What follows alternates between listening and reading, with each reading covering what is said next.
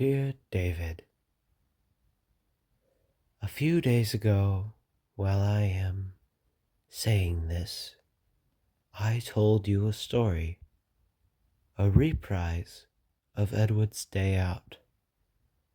I told you that it would be my contribution to the 80th anniversary of the Railway series.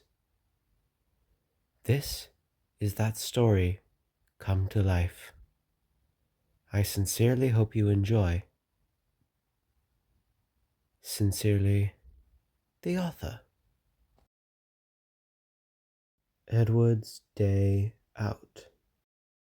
Once upon a time, on a little railway not too far away, there was a little engine called Edward. He lived in a shed with 5 other engines. They were all bigger than Edward and often liked to look down on him.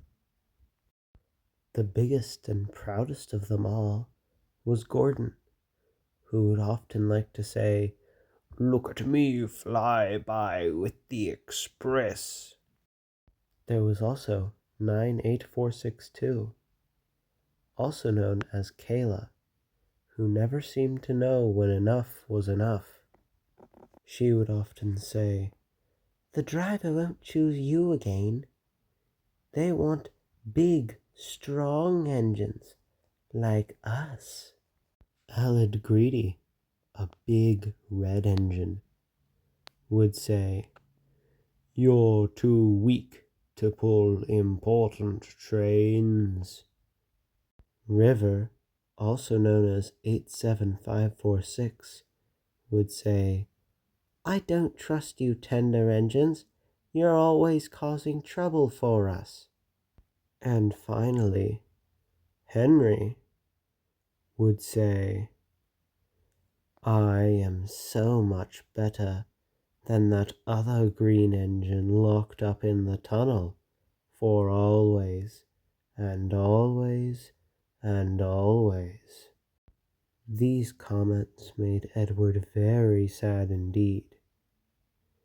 He tried voicing his opinion, but the other engines simply didn't care.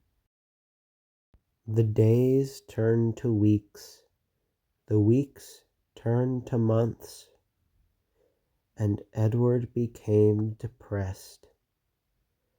He just wanted to go out of the shed.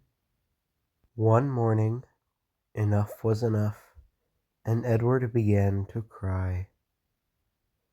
The driver of the day noticed this and said, "Edward, would you like to come out today?" Edward replied, "Oh, yes, sir, please, sir." So the driver steamed him up and took him out of the shed to the shunting yards. When the coaches saw Edward, they all said, "Oh, Edward, please don't bump us about like the other engines do." But Edward was careful and quickly moved the coaches to the platform without a single bump. Thank you, praised the coaches. "Get in quickly, please," said Edward to the passengers. The passengers did get in quickly. Edward waited for the guard's whistle.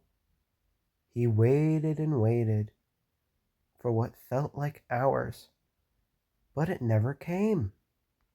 "Oh, blimey, where's the guard?" said the driver. "Have you seen him, Jones?" "No, Di, I haven't." "Here he comes," shouted a little boy.